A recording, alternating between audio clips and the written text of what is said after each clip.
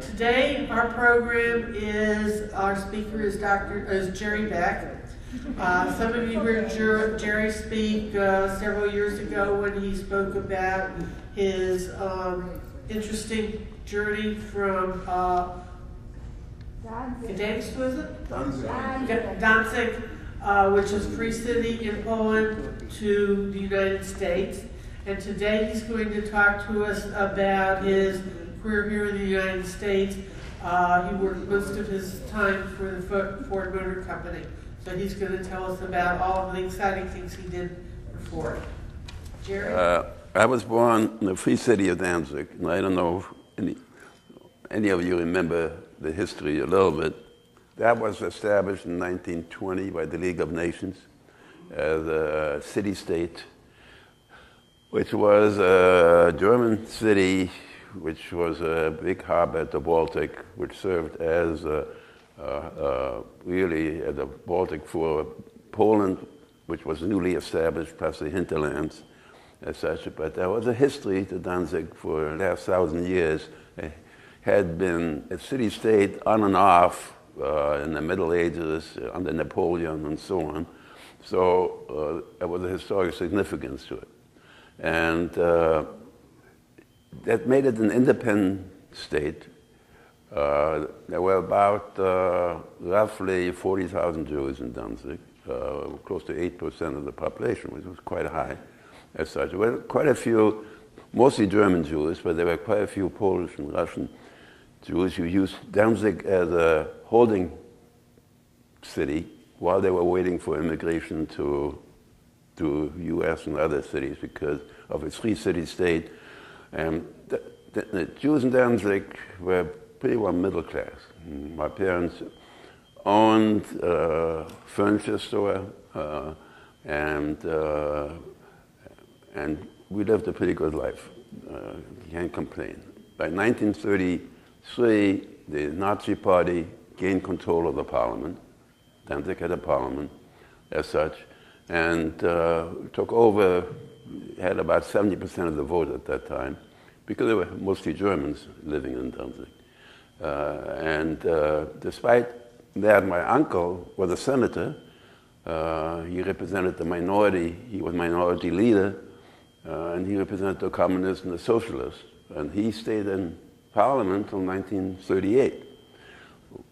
People ask why. Well, Danzig, being a city-state, an international city, had some advantages. There was a League of Nations commissioner, which made a big difference. And number two, the police force was relatively neutral, despite there were SS and everything else.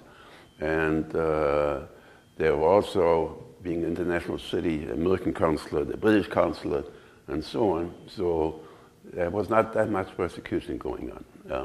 There's some, obviously, and there were vandalism and all these things taking place. By 1938, a lot of anti-Semitic laws were passed in Danzig by Parliament, and everybody saw the handwriting on the wall. And the Jewish congregation in Danzig was fortunate enough to negotiate with the Danzig government to sell all their properties, including the synagogue, to the city, which set up a fund to help in the immigration of Jews as such. And as a matter of fact, the Judaica collection in Danzig, which was one of the most significant ones in Europe, was sent to the Jewish Museum in New York, and it's still there now. It was never destroyed as such. So, but my parents saw the handwriting on the wall. Obviously, everybody else did.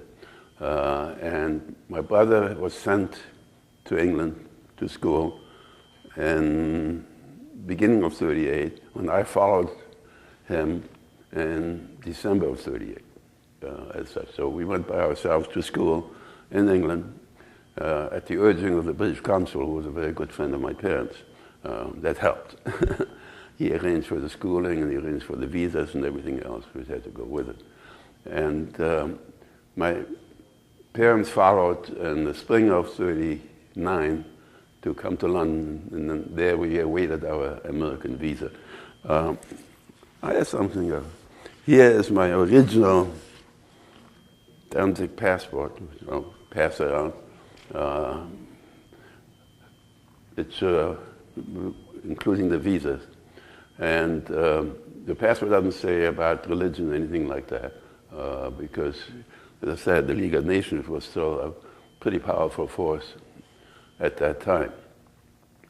I got to school in England, and I became an Englishman, blazer, porridge for breakfast, going to chapel in the morning. It was a boarding school in the Midlands of England, as such, and went to school there for 1 year.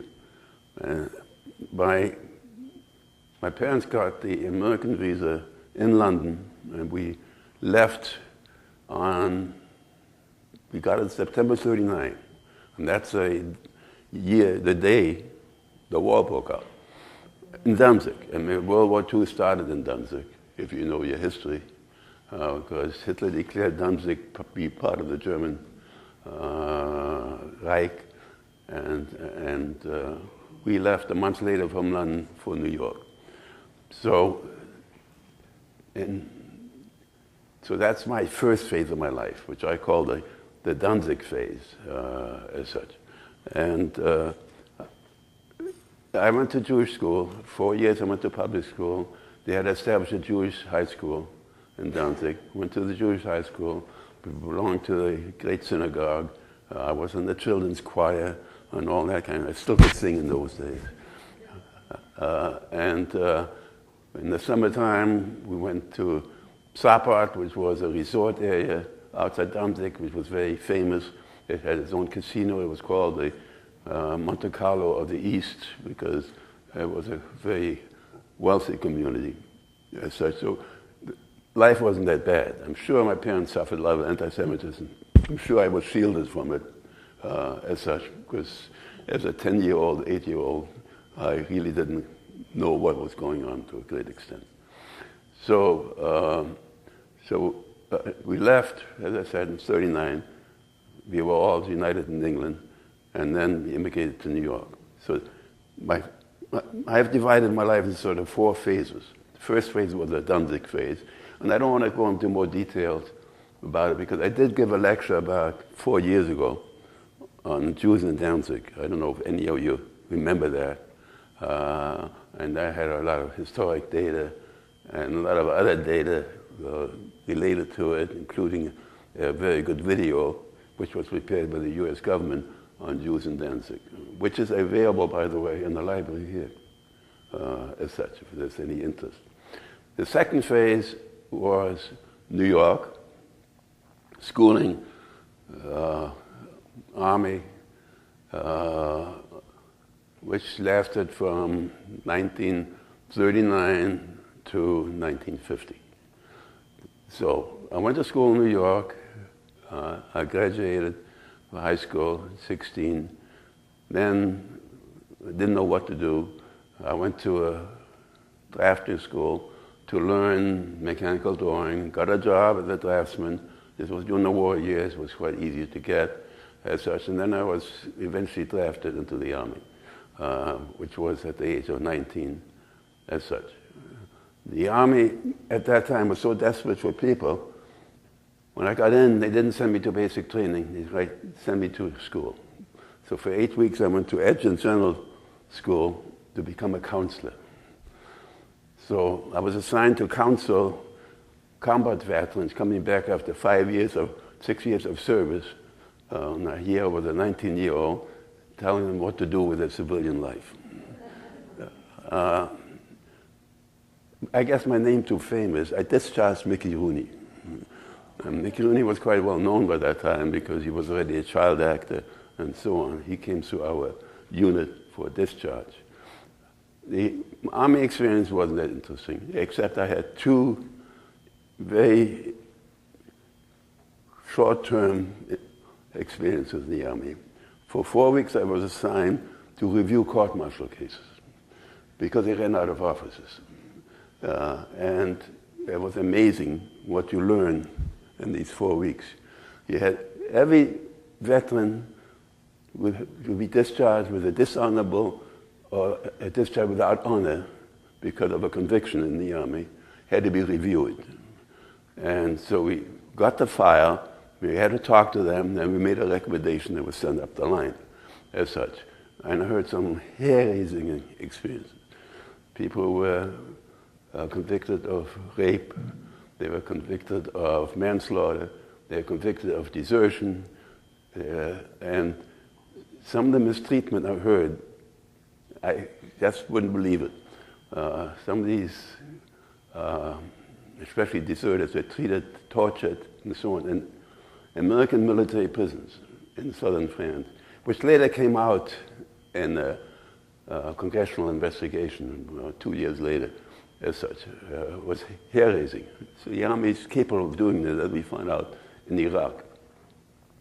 And because I couldn't do much, I just took notes and so on, as such, and sometimes we had to make a recommendation asking for review or leniency and so on, which we did.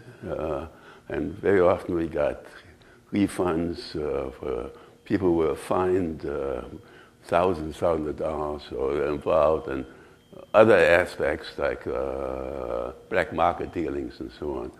But anyway, that lasted for 4 weeks. Then for 2 weeks I was assigned to Atlantic City, where the Army had taken over a hotel as a holding place for veterans who came back from Europe without limbs, arms, legs, and so on, before being assigned to Veterans Hospital. And the Army was about to close the place. We went there to close up the place because the war was over in Europe. At that time, the war was over in the Pacific as well. And the Army wanted to turn over the hotel back to Atlantic City because they want to rebuild Atlantic City for tourism and so on. So it didn't look good to have these soldiers without limbs sitting at the beach and playing in the surf. But that was quite an experience to see that. Well, anyway, about after 18, 19 months, which was now 46, the Army decided that we were no longer needed. And I was ready for discharge, and they found out I never had basic training. Well, you cannot discharge a soldier without basic training. So they sent me for 8 weeks to Virginia to get my basic training before I was discharged. So I got discharged in 46, and what to do? Well, since I had some engineering school that night before I went to the Army, I decided to go full-time in engineering school. It was difficult at that time, but I used the GI Bill. The Army, the New York State set up 3 engineering schools, which is a 2-year engineering schools in upstate New York, which I went for 2 years, and then they transferred for graduation. And I went upstate New York near the Finger Lakes for 2 years, and then transferred to NYU, College of Engineering up in the Heights. I graduated NYU in June of 1950 with an engineering degree. Got married the next day because I promised my father I wouldn't get married before I finished my degree, as such. And then I found out I had a year left of the GI Bill. I didn't use it at NYU because I was living at home and I had a state scholarship which paid the tuition. So I had a year left, so I wasn't going to waste it. So I applied at Columbia, and I got a graduate assistantship at Columbia, and I got my master's degree in engineering from Columbia in '51. By that time, there was sort of a recession, and interviewed for jobs, and my phase 3 started now, the Ford phase. Ford came to Columbia and hired me to come to Michigan. So I decided to go. My wife and I packed up, and we moved to Dearborn, Michigan, as such.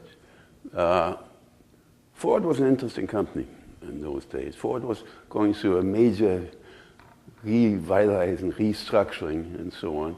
And it was a pioneering company. The word automation was invented by Ford because that's what they concentrated on, to automate most of the production plants, the engine plants, and so on. As such, automation means a continuous movement of the parts through the system, not stockpiling them at all, and developed all the machinery equipment and handling transfer equipment necessary to do that. Also, there's a lot of work in developing new techniques and processes, and also worked on indirect labor standards, which was a novel way of trying to measure the cost of maintenance and so on by setting some kind of a standards for budget purposes. So I got involved in all that, which was quite interesting. One of the most interesting aspects was in manufacturing development, where we worked on new techniques to mostly paint parts. We worked on electrostatic painting, where you use high voltages of 50,000 or higher volts to put a charge on the paint particles so that they would deposit on the metal parts going through the system, which reduced overspray and get a much better coverage. We did a lot of work in that area, and then we invented a new process called electrophoretic deposition, where the entire body would be put into a tank, a paint tank, and then electric charge would be applied, and the paint would deposit all over the body, including inside the body. That eliminated, I know some old timers here, the cars used to rust out in the rocker panels and so on. That eliminated the rusting out of vehicles. So Ford built a pilot line, spent about $4 or $5 million at that time in our research facilities, and then it was put into effect at the Wixom plant for the first production plant. Now it's standard. It's been used worldwide, all over the world, and you see very few rust problems on cars anymore.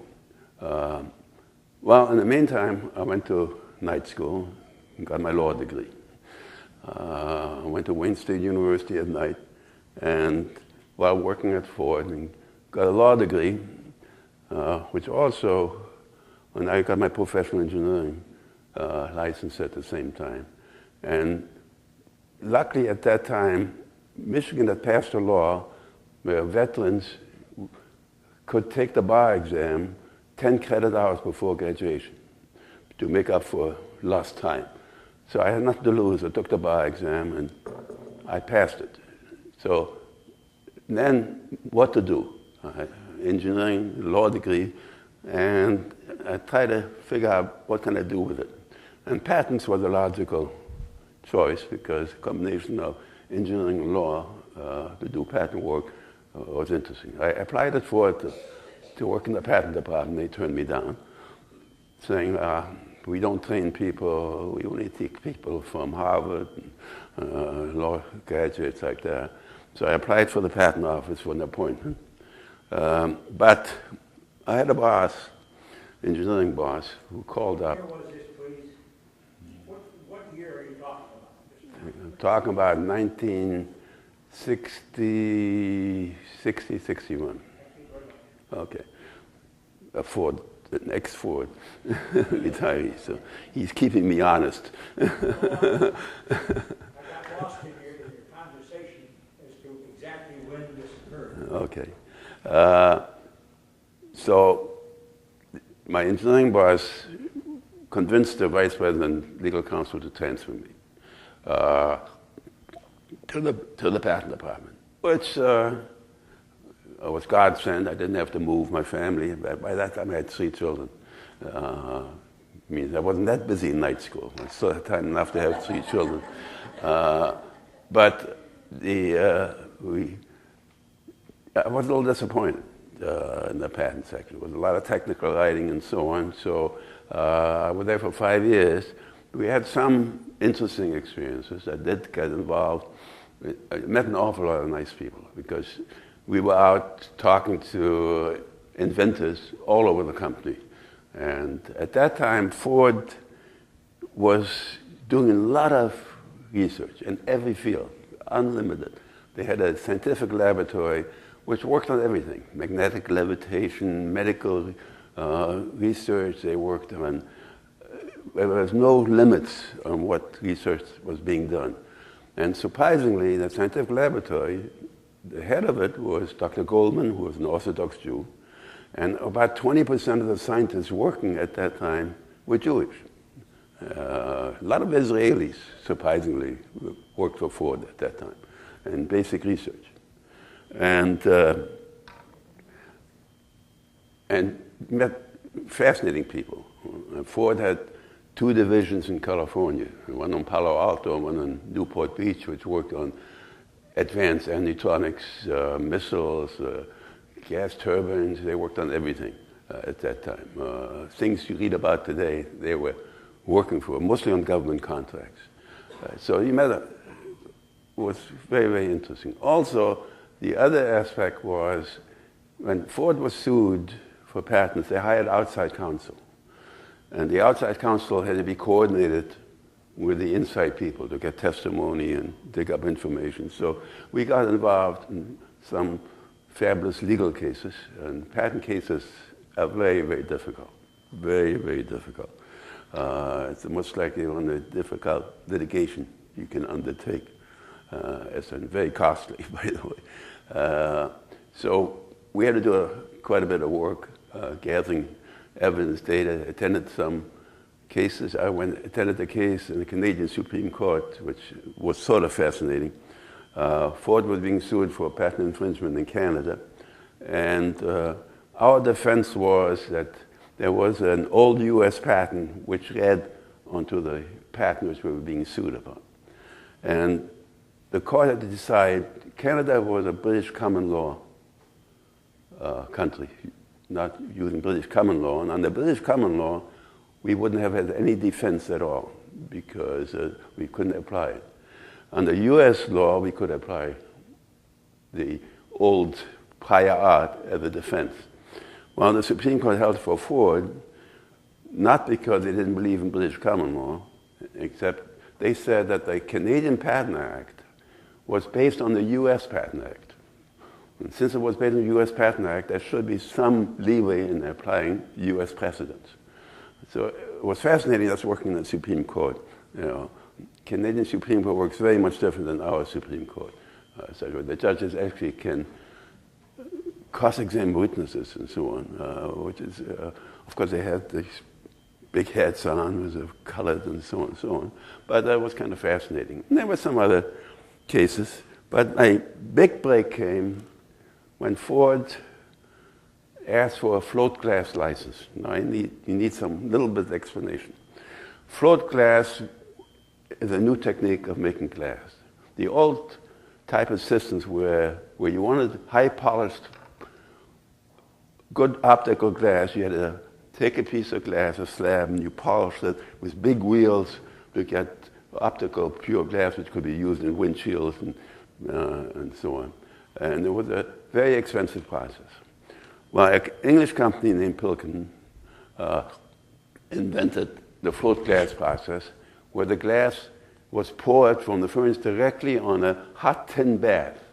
And the glass just ran over the tin bath and became fire-polished, pure glass, and the glass was taken off at the other end of the tin bath, gradually cooled and so on. And it revolutionized the glass industry. Well, the glass industry was an oligopoly, which means 14 companies worldwide controlled 92% of the market. Well, it still is today, by the way, because of the heavy investment required. Well, Ford had a glass operation at that time, and they asked for a license, and they were turned down, saying, well, you're not part of the oligopoly. We only give it to the 14 companies. We're not going to get Ford involved. Ford, you can buy your glass and then make your parts and so on and so on. Well, Ford didn't want to stand still for 2 reasons. Number one, they built a pilot line, testing the process, and the pilot line was pretty successful. Then the making of glass, instead of 80 cents a square foot, with float glass, it's down to 25 cents a square foot. So the difference is tremendous. And the glass is just as good as such. Today, by the way, float glass is universal. But anyway, Ford used this economic pressure, saying we're never going to buy glass from you again. And they had plants in England, they had plants in Australia, they had plants in New Zealand, they had plants in Canada. And using enough economic pressure, they decided to give Ford a limited license. Limited being Ford can make glass for their own purpose. But since you make so much glass, you had to sell it in the commercial market, but it was in excess. Because one of these float glass plants can spit out 4 or 5 million square feet of glass, just like that, without stopping. Once you turn on the process, it never stops. It runs 24 hours a day, 7 days a week, 365 days. You can't stop it. It comes like ivy. It keeps on coming. It keeps on coming. You have to keep on taking it off. So what you couldn't use, you had to be able to sell in the commercial market. So Ford glass operation became now a commercial operation, a full-blown glass company, because if they had a float license. Well, they got the float license, and I was transferred to glass operations to administer the license. So that was a good break, because I'd like to get away from the legal department, number one. And number two, it was a new opportunity. Well, I was there a year or two. Ford expanded the glass operation, looking for new products. I was made advanced concepts manager, to looking for new products which can be made from glass. And glass is a fascinating material. It's unbelievable what you can do with glass. And it's cheap. But you can color glass, you can coat glass, you make it conductive, you can make it strong as steel, you can make it photochromic, phototropic, you change colors. You can do millions of things with glass, as such. It's just a question of time and cost, and research and technology, obviously, as such. So we made all kinds of products, experimental products. We had heated windshields, heated backlights, we made photochromic, phototropic, in our research department. And of course, we showed them off to styling and to the design people and so on. And some of these products found itself in cars. They were quite costly as such. But a lot of new technology was on the market, or was available, or was already researched by others and so on. We took some licensing and some other data and things of that type. That was kind of fascinating, because I started working with corporate design offices nearly on a worldwide basis, because Ford was pretty centralized in those days. At least they exchanged information. Ford wasn't centralized, but they did exchange technical information. Then,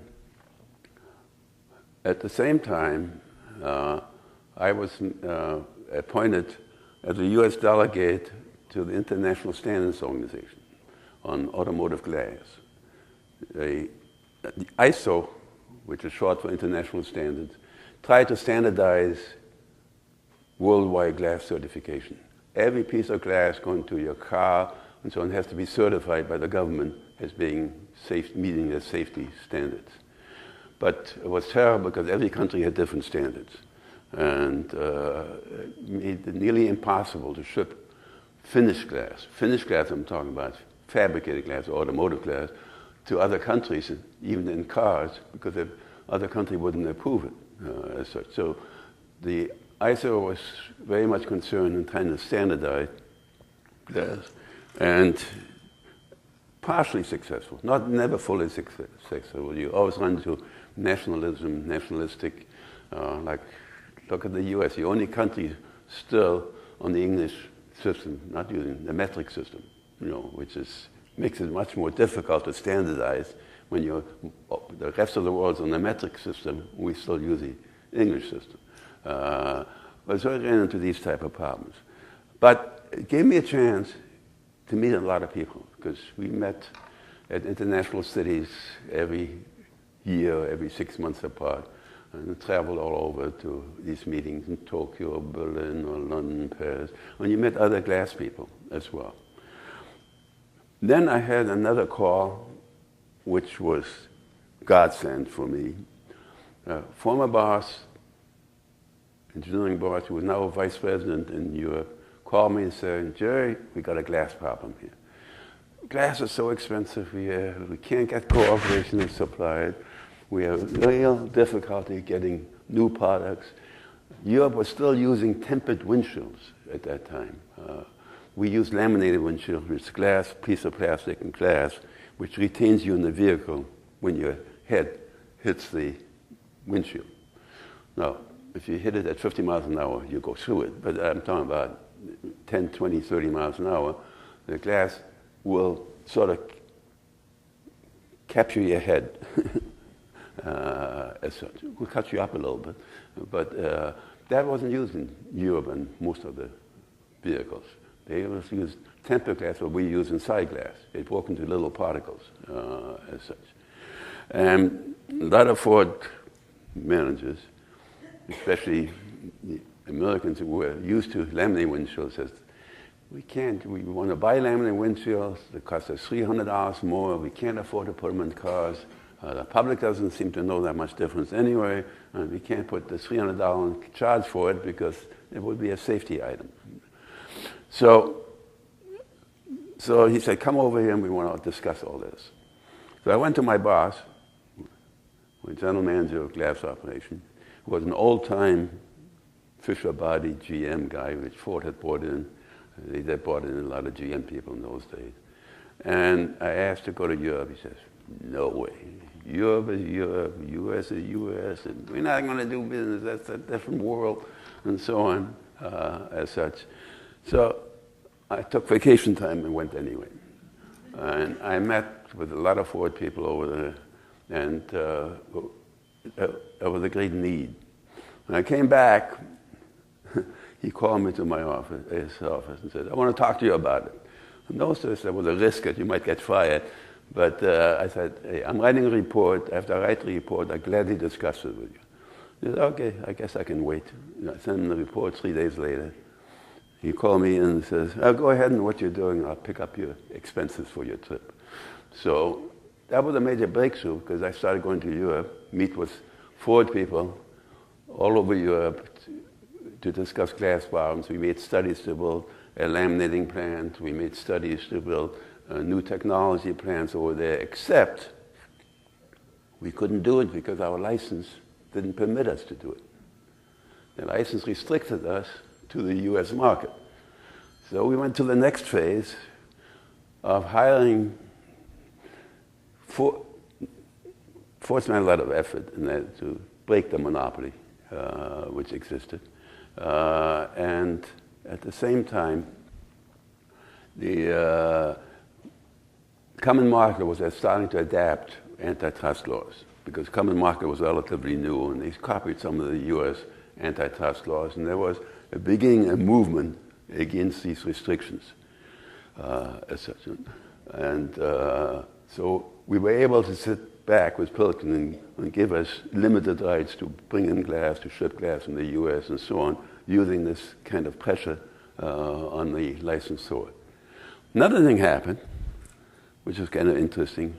Guardian Industry, which was, for those people familiar with Hadassah, Mr. Davidson's company, asked for a license, and he was turned down, cold, no question. Don't talk to me, nothing to do with giving you a license, as such. What Mr. Davidson did is he hired my boss and 3 other Ford people with all the technology and built this float glass plant.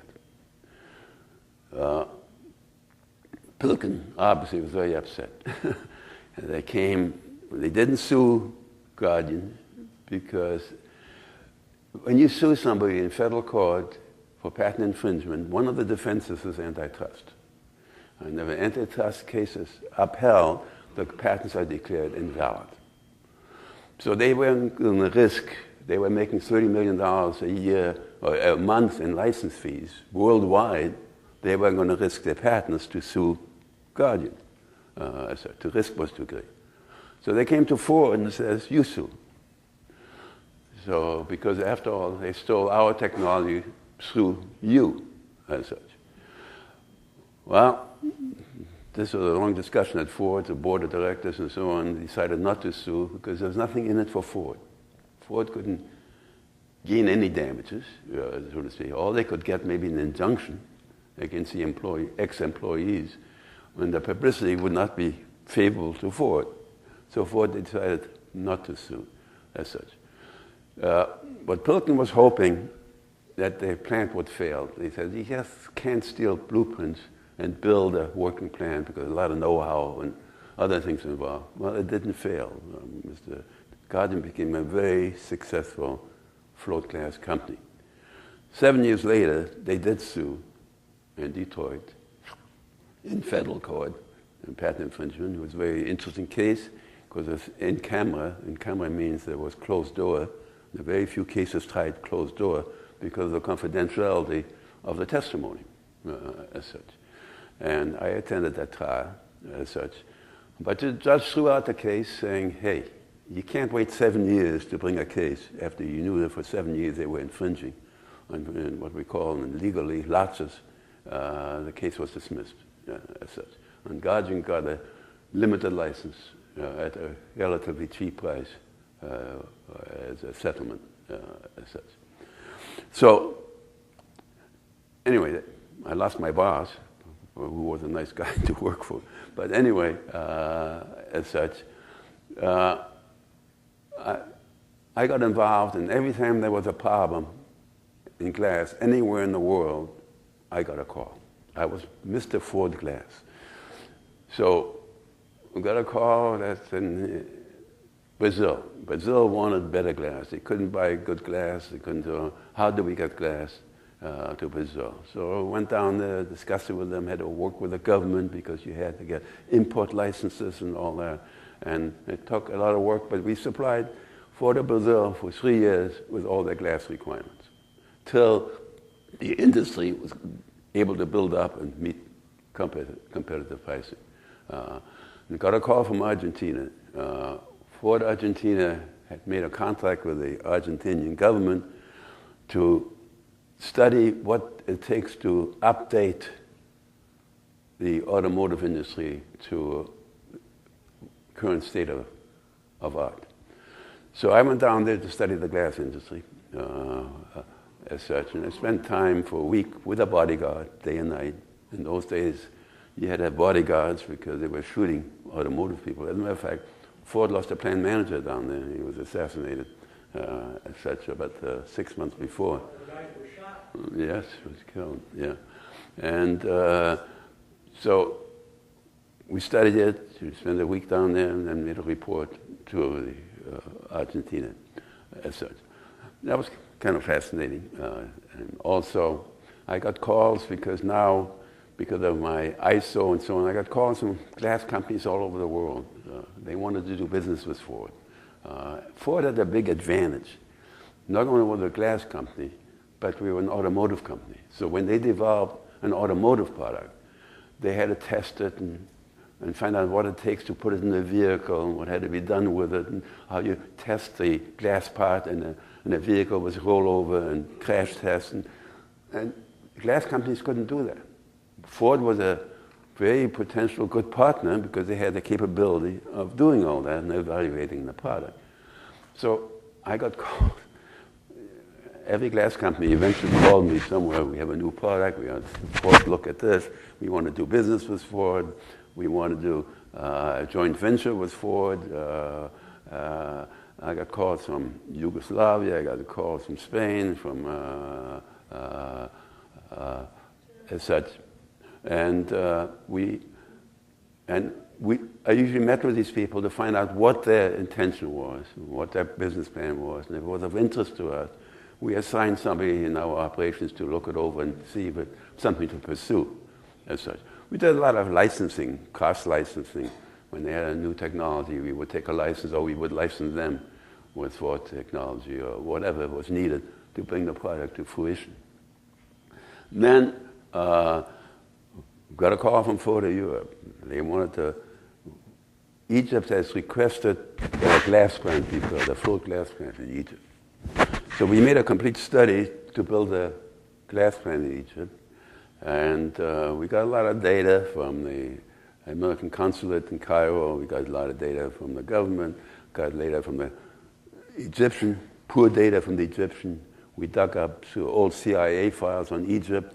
We got an awful lot of information, presented the study to Egypt, and Egypt was amazed how much we knew about Egypt. We knew more about Egypt than they did, as such.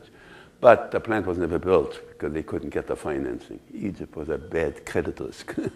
And you needed about $600 to $800 million to build a plant in those days, as such. About a year later, I was sent to Egypt to negotiate a purchase contract. The Egyptian government wanted to buy 30 million square feet of glass. So I was sent over there to negotiate a contract with them. And I spent 5 days in Cairo. Most frustrating 5 days I ever spent in my life. After 5 days, I had to walk away from it because every time you negotiated one point, you got to the next day, you started all over again with the first point. It kept on changing the requirements and so on. So I finally threw in the towel. But it was kind of fascinating to deal with the Egyptian government and their representative. All the negotiations were done in English, by the way, nearly worldwide. Ford adapted English as a language for all their subsidiaries. You couldn't get promoted as Ford overseas unless you could speak English. And all the secretaries were trained and so on. So English became the universal language, not only at Ford, but eventually industry-wide. At the ISO, at the International Standards, English and French were the two languages. French was still the diplomatic language, and was still everything had to be done in English and translated to French and vice versa, which was a pain in the neck, and very costly, but was a necessary evil as such. Also, one day I got a call from the FBI that the Interpol had contacted the FBI that some prints, which looked like Ford prints, were uncovered in Romania and in Portugal. And they wanted to know if they were actually Ford prints. So we had to send an engineer over there to look at these prints. When they were marked up Ford prints, float glass prints, which somebody had stolen and sold overseas. And by the way, this is going on all over. And it's very difficult today. Electronics and secrets are being dissipated to China and Korea constantly. It's nearly difficult to keep up with as such. But in those days, the Interpol contacted us, and then we found out that one of the Ford engineers had been selling complete packages to non-licensed people. And he eventually was arrested on his return to Michigan and eventually found guilty as such in Detroit District Court as such. But these things, no, these are everyday occurrences in big corporations. It's nearly impossible to safeguard technology to a great extent. Too many people involved, too many people who don't have any ethics and so on. These things just happen. Well, anyway, I spent a lot of time overseas. Went to Japan, went to Australia. Australia had a problem. They were interested in buying a glass supplier, and they wanted me to evaluate it as such. And then I went to Brazil, the same reason. They wanted to buy a glass supplier, which we evaluated very favorable, but was turned down by the board of directors because of currency restrictions. In South America, currency restriction on what you could take out and what you take in and all that was very rigidly controlled by the government. And worked together with a company, a French company, on a joint venture my last 3 years of my Ford career, trying to build a new experimental windshield line, which was going to be a safer windshield than what we have now. And we built they built a pilot line, we tested the product, we put about 10,000 to Hertz cars to see actually get practical use. And then it took off. There were too many things which could go wrong with it, but despite it was a more favorable product than what we had on the market today. And going to Paris for the last 3 years on an expense account is not a bad way to live as such. Then I retired from Ford, and that was my third phase of my life in 1990, as such. And my last phase of my life started, my retirement, Sarasota, my life with Ruth. She always wanted to know what I did for a living, so that's why she came. And also, I became a consultant. I formed my own consulting company. I worked for Ford as a consultant. I worked for some other companies as such. I got involved. The government had filed an antitrust suit in the meantime, 1988 against Pilkington, as such, finally, and won the suit. And I became a witness for the Department of Justice. And then I gave testimony for 4 or 5 other lawsuits which followed, because once the government had a decision and all the other companies which can claim damages sued, So I was testifying all over the country, which was a very profitable thing to do, as such. And I also formed my own golf equipment development company. I had a friend who invented a new golf club, which, by the way, you can pass this around. and we tried to, I got the patents on it, and then we tried to market it, and we finally found a licensee in California, which was a startup golf company, as such. And they worked on it for 4 or 5 years and never took off. But anyway, it was fun for me. I was retired. I attended all the golf shows. I talked to golf professionals and so on all over the country, and it was kind of fun, as such, and it kept me busy. Since then, that's about the last 10, 12 years. We've been going back and forth between Michigan and here, and now we decided to settle full-time in here, and that's more or less the end of my story. I'm still living. To be continued. That's it. Any questions? Do your windshields appear in racing cars? Yes. Yes? Yes, we made special chemical strengthened windshields for Le Mans racing cars, so they wouldn't break. They were like steel. They were so hard. But the chemical strengthening is a process like Pyrex. Pyrex is a chemical strengthening product. And Pyrex, is very difficult to break. It's put into a salt potassium bath for 5-6 hours, and the ion exchange creates a very hard surface like steel. And we build these special windshields for that. A lot of people ask me about working at Ford because of Henry Ford's first anti-Semitic history in 1940s. Well, Ford was a complete different company when I started working for it. Henry Ford II, the grandson, had cleaned out pretty well all these elements as such.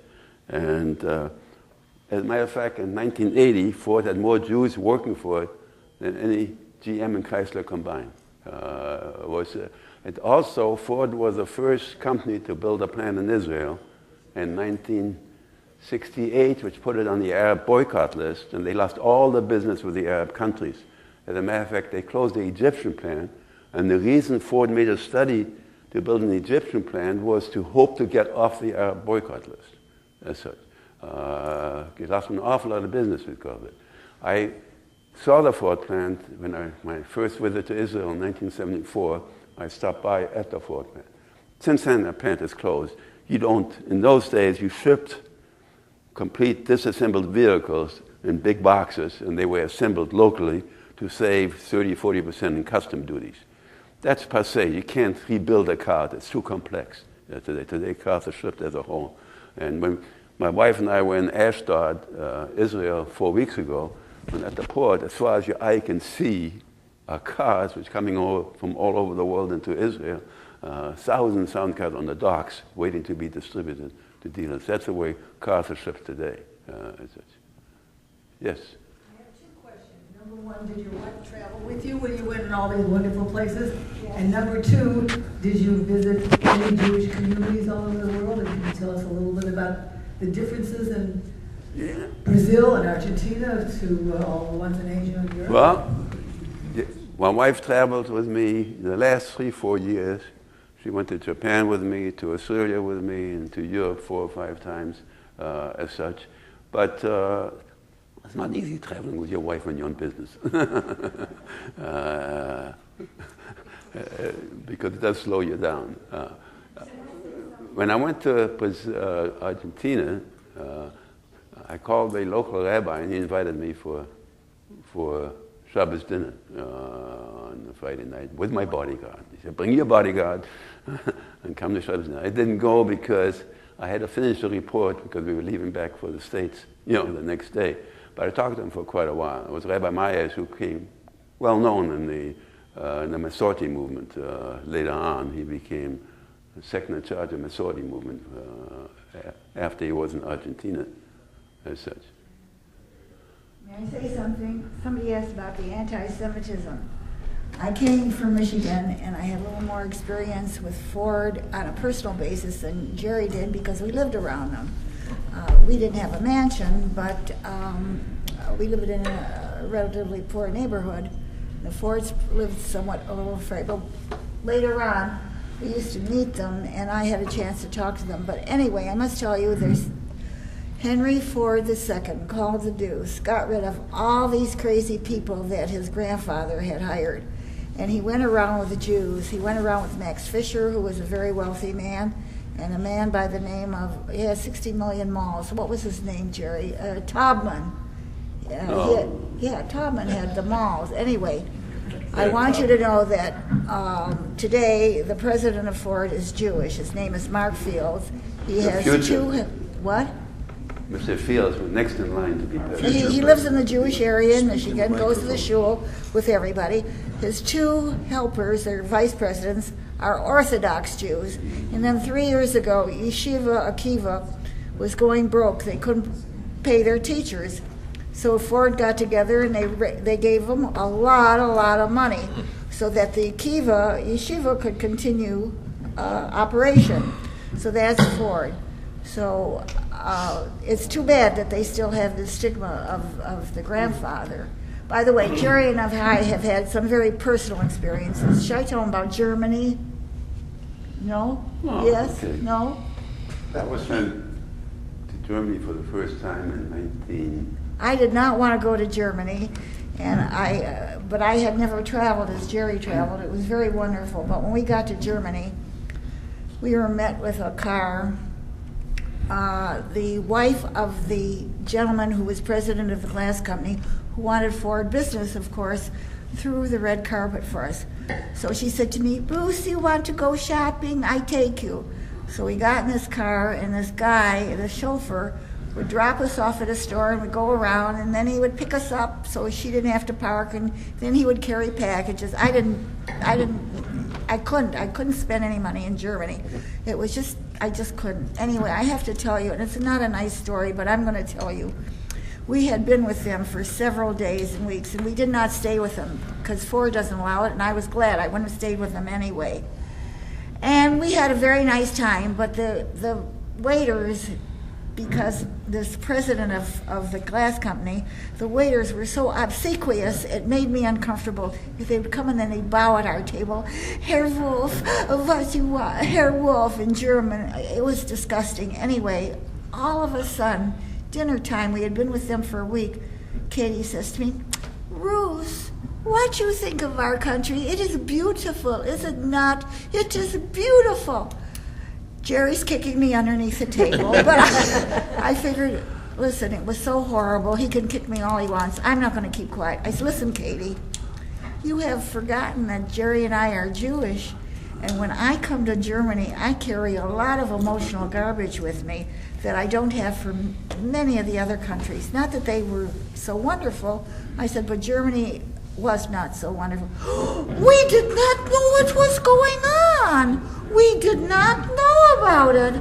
I asked her something, so you know what he said? He said to her, Katie, schweig, shut up. And so anyway, and he and I had a long talk afterward, and it was not, but that was the feeling. We didn't know what was going on. Wasn't our fault. That was true all over Germany. Yeah, that was Germany. Yes. What year was that? Letting the upper echelon at Ford let them know that people in the United States still remember Henry Ford the First. I know I still remember, and I do remember trying to get a job with Ford and having a lot of anti-Semitism. And I think it's time that Ford themselves should let the Jews in the United States know what's going on. Well, basically, Ford was never able to get the same penetration in New York than they get anywhere else. They get 20% of the market in the United States, they got 18% in New York. Because of the stigma which was attached to the original Henry Ford I. Ford as a company, I don't think ever tried to do this because they felt it wasn't the right thing to do. But Ford, like Henry Ford II, was always influenced by Jews. The first appointment of the board of directors was a Jew who was a partner of Goldman Sachs, which was a Jewish company. At that time, 100% Jewish company. Today, I don't think it's 2% Jewish as such. They were appointed to the board of directors. His two best friends, he hung out with socially with Jews, which tremendously influenced him personally. When Ford was put on the Arab boycott list, he issued a letter, which I saved somewhere, where he says, nobody's going to tell me how to run my business. Nobody outside as such. And that's the kind of person he was. And the Ford family, Michigan, you're familiar with it because a lot of money was donated by the Ford family to the Federation and so on, but never on a national scale. And I don't know if that was intentionally or keep it low key or whatever it was.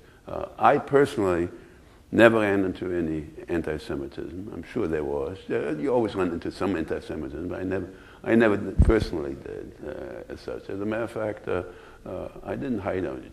The Jewish holidays and everything took off and so on. I had no problem at all in that regard. I'm sure some people did because if you have a boss who was anti-Semitic, you get into that. There's no doubt about it. That happens in any business or any company. Yes. Jerry, some time ago there was a motion picture made about this fellow in Michigan who invented the interval windshield wiper. And right. He claimed that the patent was stolen from him. I think it was GM. But the other automotive companies all got Ford, involved. GM. Were you involved in that lawsuit at all? On the fringes, yes. The guy was a nut. Many inventors are nuts. Don't quote me. But inventors are extrovert people who are, their invention is the world, and it's very difficult to talk to them. You can't reason with them because they feel they know everything better than you do. You try to tell them, well, it doesn't work this way, it should have worked that way. Get out of my house. That kind of difficult people to deal with. He was a very, very difficult person to deal with. Ford tried to negotiate for years and years and years with him. And I think he sued General Motors, won the case, and the Ford gave him some settlement at that time. We ran into that. For example, I was involved in a patent case. We worked on electrostatic painting, which was another outside company did a lot of development themselves and got a very good patent position, okay? It conflicted with ours as such, but their patents were better than ours. We didn't copy their patents, we did independent. We came up with the same thing related there. We asked Ford decided, well, we better ask for a license. The guy says, I want millions and millions of dollars more than was reasonable. Ford said, well, we're not going to take a license. Sue us. Well, the guy decided, Ford figured that if they lost the case, it wouldn't cost them more than they were offering to them. because there was no intentional infringement because Ford had done their own development work. So the worst thing a court can hold is reasonable loyalty, in quotation marks, which was Ford was willing to pay. The guy wouldn't accept that. So Ford decided, and that's the advantage of a corporation, to sue us. The cost of litigation. You can't do a patent case, minimal case, under $2 million to start with. Okay. Attorney fees for patent litigation in the United States runs about $3,000 an hour. So he did sue Ford, but Ford held out long enough where he ran into trouble with the German patent office. The German patent office found out that he held back from them a patent which was filed in another country, which they didn't tell him about, because you're supposed to disclose all your technology. And the German government got bad enough to declare his patents void, which killed his case, basically. But Ford was lucky. It was just a question of time, where it caught up. Corporations are there's very little litigation between automotive companies, as you see in the paper. Most of them are settled through cost licensing, or I give you one patent, I'll take none of your patents, and so on, because it doesn't pay to litigate as such. And automotive companies are pretty well cooperative with each other. The technology they want. Ford's hybrid technology is basically Toyota's technology, originally. There's no doubt about it. Now Ford improved it, did better. They improved it so much better that the new Fusion coming out in March is going to have 47 miles to the gallon for the hybrid technology, which is about 6 miles better than Toyota. So the companies improve on the other people's technology as such. So that's the name of the game. It's very difficult for an individual inventor to proceed in patent litigation against a major company. But most companies try to be reasonable. Okay. I see people. I don't mind you looking at your watch, but when you start shaking them, that's Jerry, I want to make. First of all, it was a great presentation. And secondly, you should have the same success as one of your predecessors. 2 years ago, Bill Freund was the Interesting Life, and you can buy the book that tells the story he told here in our gift shop. It's a wonderful little book on escaping Germany. So, write the Jerry Beck. Thank you. By the way, I got pictures here. I got pictures of Danzig the way it is today. It was